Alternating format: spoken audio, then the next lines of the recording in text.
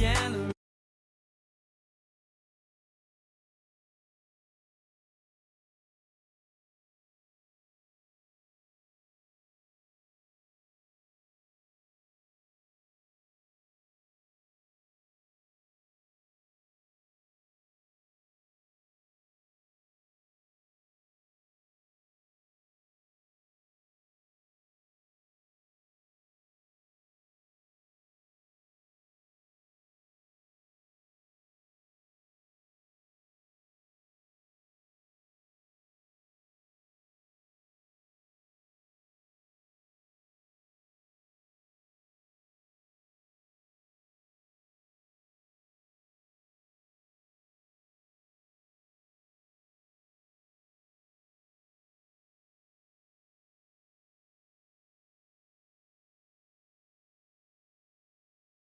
Update you on all the running stories and connect you to the newsmakers.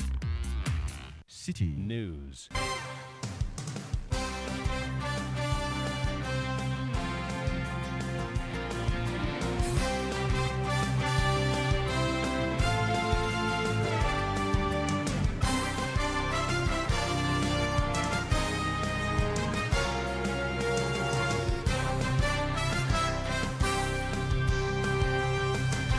Justify. What is it? We've given the justification. So what is your contact? Well, like I said, the justification for this thing is purely, among other things, the city's depreciation. Also in this package, minority in parliament insists the government's actions are to account for the over 70% depreciation of the city since July 2022. In the last 1 month, the government has borrowed in excess of 7 billion Ghana cedis from the table market. Still in this bulletin, National Commission for Civic Education vows to name and shame politicians engaging in religion-based politics, saying it poses potential harm to Ghana's democracy. If we are going into an election, we want a leader who will deliver the benefits of the democracy that we embarked on 30-something years ago. And so we should focus on the things that will actually help that leader to emerge. Religious consideration is not one of those things. And later, as Ghana's parliament reconvenes tomorrow for a day's sitting, we'll tell you what the House is likely to do about President Akufo-Addo's ministerial nominees whose fate hang in a balance. It is known knowledge that the majority waited until after the Ejisu by-election to trigger this emergency recall provision because they had the opportunity to have done that earlier.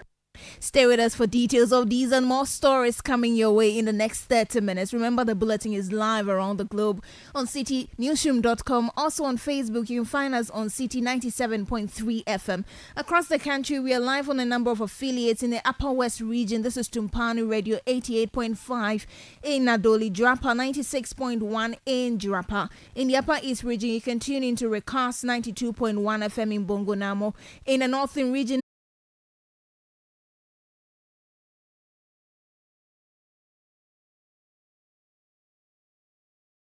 or asking them to withdraw the decision, he also needs to justify. What is it? We've given the justification. So what is your counter? Then look at it. So this is what we say for now. Maybe hoping to meet him so that we can justify, they can justify the increase. But like I said, the justification for this increase is purely, among other things, the city's depreciation, allied, equipment or spare parts. Well, George Dawson also explained that the issues of paying dollar equivalent duties at the port, high electricity costs, water, and the continuous depreciation of the city must be resolved before cement prices could go down. Make sure we stabilize as a matter of the exchange rate. That is one issue. The second issue, to look into institutions or agencies that their tariffs or levies are dollarized. Then the third one, you are talking about looking into other factors of production of cement that are actually more or less cost-driven. Then we can, like fuel, like talking about electricity, then even water. That's also another issue. Then you're talking about fumigation at the port. That's also another issue. I'm saying it with confidence that we have a good working relationship with the Ministry of Trade and Industry. We even have an MOU with the Ministry of Industry. Together, we have even come out with the cement regulation policy LI. So we are in good working relationship. So I believe that the minister, on hearing this announcement, the first approach was to call a meeting other than a directive. You heard George Dawson Amor, he's president of the Cement Manufacturers Association of Ghana. Now, the minority leader, Dr. Kesiela Toforsin, says the government's financial decisions are significantly contributing to the rapid depreciation of the cedi. The business community and trade unions have raised numerous concerns about the free fall of the cedi against the US dollar, which is almost trading at 15 Ghana cedis to $1. Speaking to the host of the Citi Breakfast Show, Bernard Davle, on Citi FM, the minority leader said the government's action 22. The current problems that we are going through is largely on the back of the conduct of the fiscal policy vis-a-vis the way government is spending. And this spending is fueling some form of speculation and also eroding the confidence that others have in the economy. The government has borrowed in excess of 7 billion Ghana cedis from the table market, and they've used this money largely to spend on some off-budget expenditures. And they paid people who, instead of using the money to engage in the work that is expected based on what they've paid them for, they have engaged in currency substitution. So they use this money to purchase dollars because they do not have confidence in the Ghanaian economy. And they believe that the city will depreciate. So in order to protect themselves, they should change the 7 billion cedis that they've been paid into US dollars. So you've seen cedis chasing the dollars, a few dollars in the market. Dr. Kesiela Toforsin is the minority leader in Parliament. Now, Ghana's Parliament is expected to reconvene tomorrow, Friday, 17 May 2024, following a petition filed by the Majority Caucus. The Speaker of Parliament, Alban Bagbin, on Wednesday, March 20, adjourned the House, sine die, putting on hold the approval of President Akufo-Addo's ministerial nominees. The following News Desk report has more. Members of Parliament are expected to return to the House from recess tomorrow, Friday, 17th May 2024, to partake in an emergency sitting triggered by the Majority Caucus. The House is expected to deliberate on the confirmation of ministerial appointees, the swearing-in of newly elected Ejiso Member of Parliament, Kwabena Boateng, and the consideration of various tax exemption proposals before the House. In a letter sent to the Speaker by the Majority Leader Alexander Penyomarkin, reference was made to Article 112, Clause 3 and Order 53 of the Standing Orders of Parliament, which authorizes 15% of MPs to request Parliament's recall. Minority Leader Dr. Kesiela Toforsin confirmed the emergency sitting in an interview on the Citi Breakfast Show on Citi FM. Parliament is reconvening tomorrow, and we are coming to Parliament. We expect that the sitting will not last more than 1 day. The majority obviously recall Parliament invoking the constitutional provisions at Article 1112 to pray. Going to swear in a member of Parliament. 1, 2, they are going to consider the ministers' nominees that the appointment is hanging, obviously as a result that Parliament has not approved them. 3, they are also going to consider tax waivers. Speaking in an interview with Citi News, Executive Director of Parliamentary Network Africa, Sami Obeng, was of the view that the majority triggered the emergency sitting in the aftermath of the Ejiso by-election to shore up their numbers on the floor. It is known knowledge that the majority waited until after the Ejiso by-election to trigger this emergency recall provision because they had the opportunity to have done that earlier. And the reason for that is very clear. It's going to be a numbers game. Mr. Obeng, however, called on Parliament to dispassionately scrutinize the issues brought before the House, specifically on the tax exemptions for businesses in the national interest. We have concerns about the kind of exemptions regime, tax exemptions regime we are running in our country.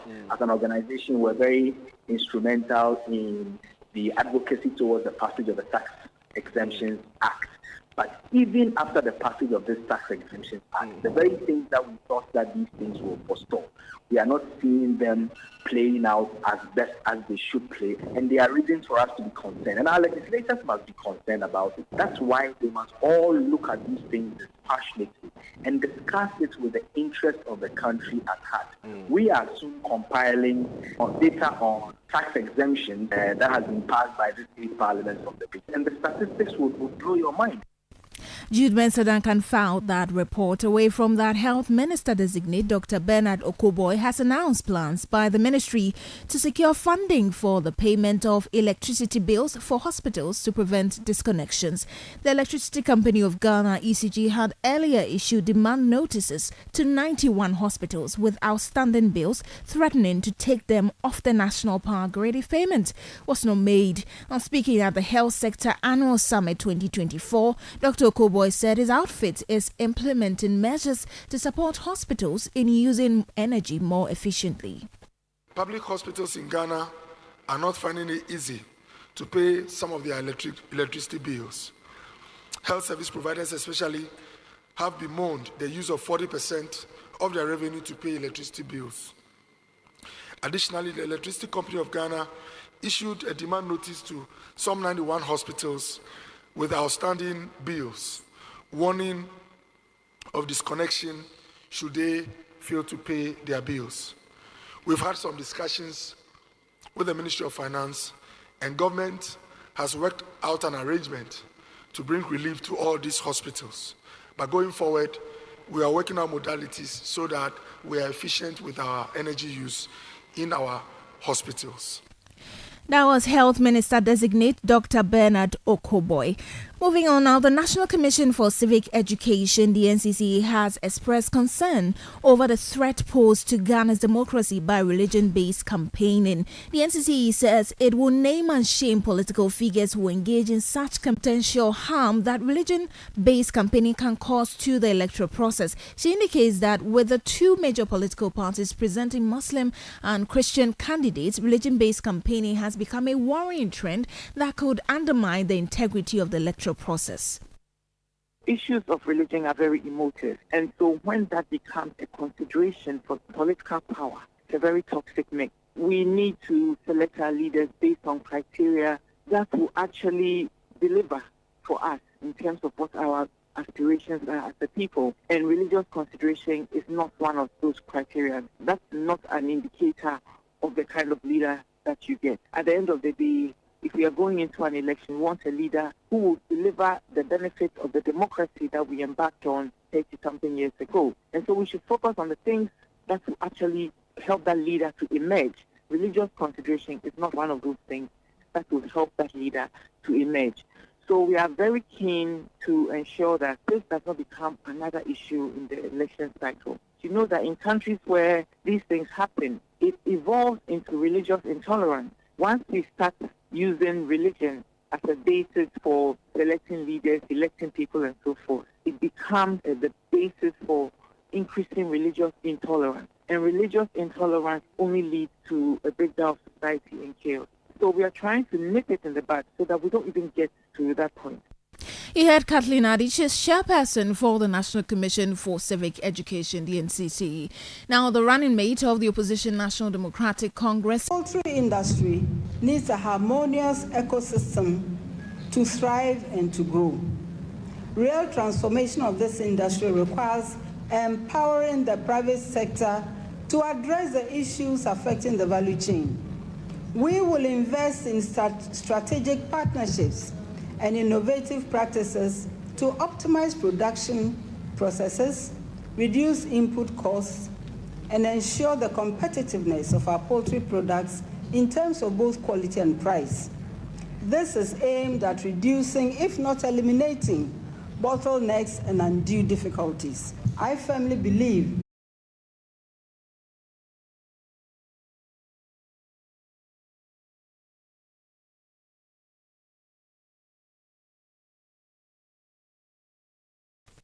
Citi Prime News at 12 midday updates you on all the running stories and connects you to the newsmakers. Citi TV is live on DSTV, GoTV, and HD+. On DSTV, find us on channel 363. On GoTV, we're on channel 117, and on HD+, get us on channel 108. On a digital TV, run a new search, but take note that without an antenna, you cannot access Citi TV. Citi TV can be accessed on any free-to-air digital box like the GoTV and HD+ boxes. Citi TV, it's your world. Citi Prime News at 12 midday. Updates you on all the running stories and connects you to the newsmakers. Yeah, welcome back. Let's do some more politics. Now, the flag bearer of the New Patriotic Party, Dr. Mahmoud Bawumia, has reiterated his promise to give incentives to churches if elected president. The vice president had described as a joke a campaign promise he made last week in which he frowned on taxing churches and also promised to pay them. Speaking with the clergy at the Modern City Hotel in Tamale, Dr. Bawumia further clarified his position Mahmoud Bawumia to the opposition of its legalization in the country. He says his position on the matter will not change. He also says that no mosque or church will receive. On this vexed matter of LGBTQ, I want to state again without any equivocation that we will not allow it in Ghana. It is not going to be allowed. Our Bible says no, our Quran says no, our people say no. So, no, that is the answer.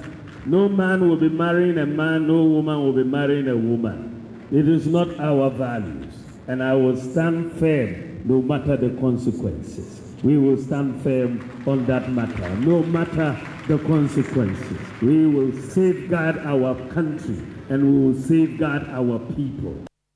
Flag bearer of the New Patriotic Party, Dr. Mahmoud Bawumia. Let's move on now. The Mobile Money Agents Association of Ghana has renewed calls for the government to review the rates of the electronic transfer levy, popularly known as e-levy. Their concerns follow recent conversations around financial inclusion at the 3i Summit in Accra. E-levy was introduced in 2022 as part of the government's efforts to put in measures to help its domestic revenue mobilization efforts. Now, following several criticisms, the e-levy was reduced from 1. Ghana has published data which has revealed the clear difference in terms of the volume, the values, and the transactions. Only gave us the reason that yes, the call we have been raising for all this while. And so, a reduced rate would mean growth of the sector. The data from the Bank of Ghana has come to prove it. And so, at all points in time, we are going to make a case for government to, as a matter of necessity, consider reducing the e-levy rate, because once that is done, we believe that the records, as the President, His Excellency Nana Dankwa Akufo-Addo, has also spoke about, the figures clearly show that we are really doing well when it comes to adoption of mobile money and digital financial services. And so, if that is the case, we are going to get a lot more, of the values, the volumes, and the transactions. Evans Otunfo is the General Secretary of the Mobile Money Agents Association of Ghana. Let's stay with the association because it is urging its members to remain vigilant and adhere to safety precautions to safeguard themselves against attacks. This advice comes following recent incidents targeting mobile money vendors across the country. Citi News' Beverly London speaks with mobile money agents about the precautions they are taking. On February 12 this year, a mobile money operator was fatally shot at Wale in the northeast region. The attack occurred at a bustling bus station near the Nalerigu Junction along the Temabolga Road in the heart of Wale Township. Similarly, on April 22 this year, 5 unidentified armed suburb of Tumu in the Sisala East municipality at gunpoint. These incidents have raised serious concerns among mobile money vendors who fear for their safety. Yeah, most often I feel terrified, and then a similar thing happened at Kaswa, I think last year or so, where the guy was shot. I was like, I got kind of, I was like, if we could be attacked like this, where sometimes the moment they come, you don't want to give them the money, then they want to shoot you. So we get afraid of that. In response, the Mobile Money Agents Association of Ghana is advising members to prioritize their safety and avoid action. The association.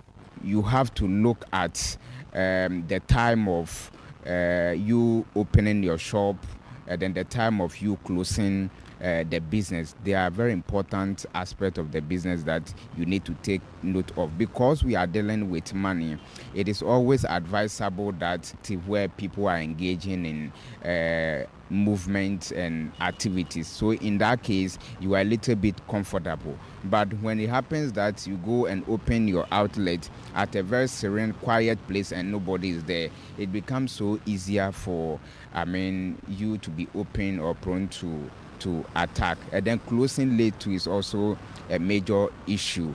Some mobile money vendors say they select operating locations based on the level of activity in specific areas influenced by recent attacks. One thing that doesn't make me fear a bit about these places that, it's a market and then they don't normally close early.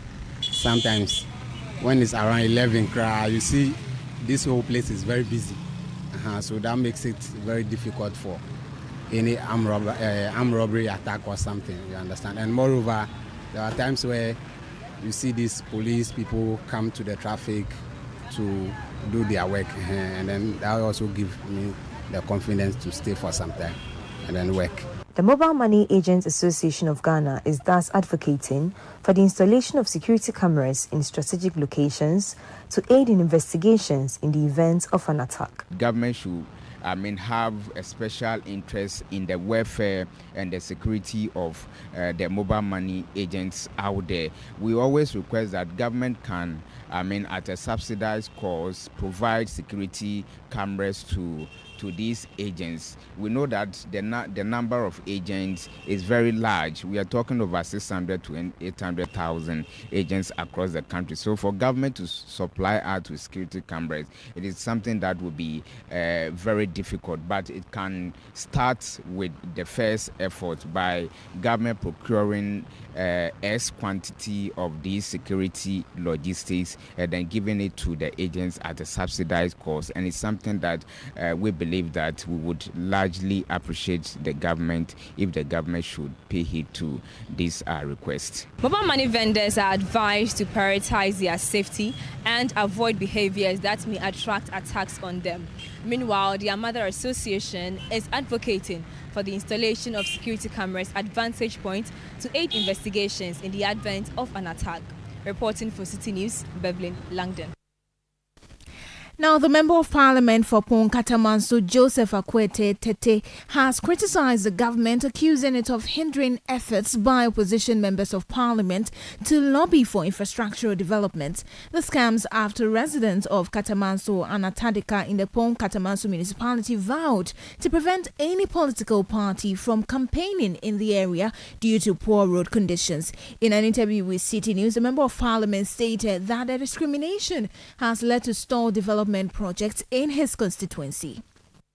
The new Minister for Roads and Highway, Asensu Buachi, he also made some remarks which shows that if you are an opposition MP, you cannot even go to him to lobby, or if you go, he will not listen to you. He made it clear that it will not happen. That was his word.